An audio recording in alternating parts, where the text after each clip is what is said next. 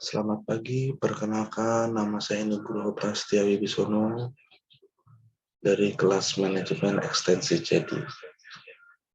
Pada kesempatan kali ini saya akan memaparkan materi saya dengan judul Analisis Strategi Komunikasi Verbal dan Non-Verbal terhadap Konsumen Produk Fixed-Term di PT Finisogro Indonesia. Baik, tanpa menunggu waktu lama, kita langsung saja menuju materi. Komunikasi. Komunikasi menurut Judy mengatakan bahwa istilah komunikasi berasal dari kata communication yang merupakan kosakata dari bahasa Latin yang berarti pemberitahuan atau pertukaran pikiran secara efektif apabila setiap orang yang terlibat dalam suatu komunikasi dapat menyerap makna yang sama dari suatu pesan yang disampaikan dalam komunikasi tersebut, maka komunikasi dapat dikatakan berlangsung dengan baik. Dan jika sebaliknya, maka komunikasi dianggap gagal berlangsung dengan baik dan tidak terjadi satu pengertian antara komunikator dan komunikan. Menurut Wiryanto, mendefinisikan komunikasi menurut beberapa ahli. Pertama, menurut Hofland, komunikasi adalah sebuah proses dari individu yang mentransmisikan pesan untuk mengubah perilaku individu yang lain. Kedua, menurut Evers M. Rogers dan Lauren Kincaid, komunikasi merupakan proses di mana dua orang atau lebih melakukan pertukaran informasi antara satu dengan yang lainnya untuk terjadi pencapaian makna yang sama. Next, komunikasi verbal. Menurut Purwanto, lebih spesifik mengatakan bahwa komunikasi verbal merupakan penyampaian komunikasi dengan menyusun kata-kata ke dalam suatu pola yang memiliki arti atau makna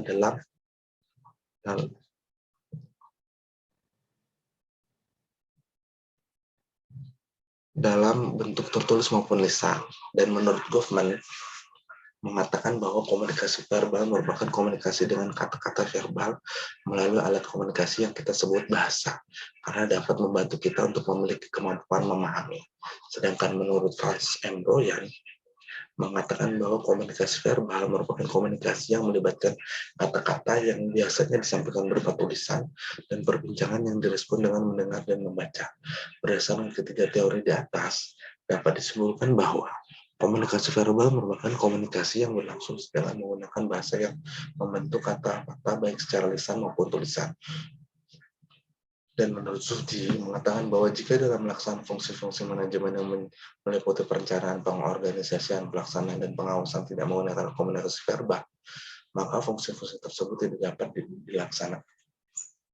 Komunikasi nonverbal. Dari Stack et al. Mendefinisikan bahwa komunikasi nonverbal merupakan apa yang dilakukan dalam sebuah percakapan. Dan menurut Tintomi, mendefinisikan bahwa komunikasi nonverbal secara umum dapat didefinisikan sebagai berkomunikasi tanpa kata-kata melalui berbagai saluran komunikasi. Berbagai saluran komunikasi di sini terdiri dari berbagai media, seperti gerakan, ruang, dan waktu. Dan menurut Goffman, mengatakan bahwa komunikasi nonverbal merupakan tindakan dan atribusi lebih penggunaan kata-kata yang dilakukan seseorang kepada orang lain dengan pertukaran makna untuk mencapai umpan balik. Kerangka pikir. Penerapan komunikasi verbal dan non-verbal terhadap produk. Pertama, komunikasi interpersonal, strategi komunikasi verbal. Kedua, strategi komunikasi non-verbal, produk sistem, efek positif dan tidak berefek positif. Metode penelitian. Metode penelitian merupakan kajian dari peraturan yang ada di dalam metode riset. Jenis pendekatan metode penelitian adalah penelitian kualitatif. Menurut Strauss dan Corbin dalam buku yang ditulis oleh Ruslan mengatakan bahwa penelitian kualitatif merupakan jenis penelitian yang menghasilkan penemuan yang tidak dapat dicapai dengan menggunakan prosedur statistik maupun cara kuantifikasi lainnya, mendefinisikan pengaruh atau hubungan kausal antara variabel independen terhadap variabel dependen. Proses analisis data yang dilakukan merupakan jenis penelitian deskriptif yang merupakan jenis prosedur penelitian yang menghasilkan data deskriptif berupa ucapan dan tulisan dari perilaku orang-orang yang diamati. Menurut Basrowi dan Suwandi, teknik pengumpulan data dilakukan dengan dua cara, yaitu data primer melalui wawancara semi terstruktur dan observatif, serta data sekunder dengan dokumentasi dan studi pustaka. Teknik analisis data dilakukan dengan deteksi data, model, dan verifikasi data. Pemeriksaan keabsahan data terhadap hasil penelitian kualitatif dapat dilakukan dengan berbagai cara, yaitu dengan kepercayaan atau credibility, keteralihan, transferability, kebergantungan, dependability, dan kepastian, confirmability. Model data. Model data. Sesuai dengan tujuan komunikasi, menurut Suprapto, yaitu adanya perasaan tertentu yang dapat mengubah sikap dan perilaku dari hasil observasi, dapat dimulakan dalam adanya rasa kepuasan konsumen dikarenakan adanya kemudahan mendapatkan informasi komunikasi dari perusahaan mengenai penggunaan produk. Perubahan perilaku tersebut terjadi melalui adanya perpanjangan penggunaan instan website setiap tahunnya. Hal ini sesuai dengan hasil reduksi, yaitu adanya hubungan berkelanjutan antar konsumen dengan perusahaan berdasarkan teori menurut Kumar dan dalam Wiyanto. Rasa positif yang dapat berdasarkan hasil observasi adalah terciptanya kesadaran masyarakat mengenai keberadaan produk sistem ini, kemudian menumbuhkan rasa peminatan calon konsumen terhadap produk. Hal ini terjadi karena adanya situasi kondusif, yaitu melalui penyebaran informasi secara terus-menerus baik secara verbal maupun non-verbal melalui berbagai media. Berdasarkan teori menurut Vance M. Ryan bahwa komunikasi verbal merupakan komunikasi yang melibatkan kata-kata yang biasanya disampaikan dan direspon dengan didengar dan dibaca. Sesuai dengan hasil observasi, informasi yang disampaikan anggota perusahaan melalui email, SMS maupun sosial media menghasilkan feedback komunikasi yang biasanya dilakukan calon konsumen melalui telepon untuk membicarakan lebih lanjut mengenai produk instan website. Berdasarkan teori menurut Zodiac mengatakan bahwa tanpa adanya komunikasi verbal yang efektif, maka kegiatan akan berlangsung dengan berbagai macam masalah dikarenakan tidak adanya pencapaian makna yang tidak sesuai dengan antara komunikator dengan komunikan. Komunikasi dapat dilakukan dengan cara menyampaikan informasi tanpa menimbulkan kebingungan dan kesalahpahaman. Hal ini dibutuhkan dengan adanya hubungan komunikasi yang terus terjalin antar konsumen dengan perusahaan melalui berbagai perputaran informasi komunikasi yang dilakukan oleh konsumen baik secara verbal, yaitu melalui telepon maupun berupa kata-kata melalui berbagai media seperti SMS, email, dan media sosial media, serta dilakukan dengan juga komunikasi non-verbal dengan melakukan promosi berupa memberikan website gratis, sehingga setiap calon konsumen dapat dengan mudah mendapatkan informasi mengenai penggunaan produk secara langsung menggunakannya. Berdasarkan teori menurut Pace, mengenai hubungan komunikasi dapat dilakukan dengan membantu orang-orang lainnya untuk mengembangkan gaya yang lebih efektif. Pengembangan gaya berhubungan antara perusahaan dengan konsumen dilakukan perusahaan dengan terus mengontrol produk yang sudah dibeli oleh konsumen dengan membantu konsumen yang kesulitan dalam menggunakan produk. Hasil yang dicapai dari pengembangan hubungan ini adalah pandangan positif dari konsumen bahwa perusahaan tidak hanya fokus pada menjual produk, melainkan juga mampu memberikan informasi komunikasi yang dibutuhkan oleh konsumen. Interpretasi data.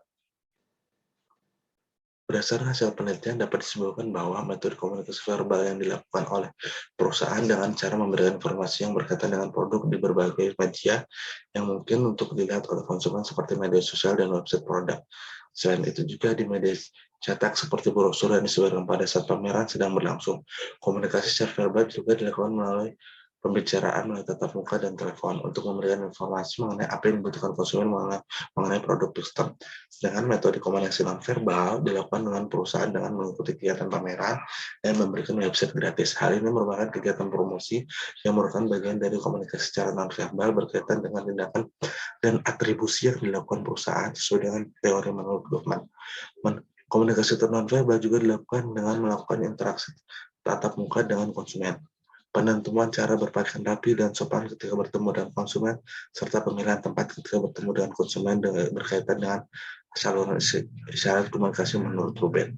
Metode komunikasi ini memiliki dampak positif, yaitu belum ditemukan adanya perselisihan antara dengan konsumen mengenai produk sistem selama 3 bulan penelitian di PT Vinsogro Indonesia.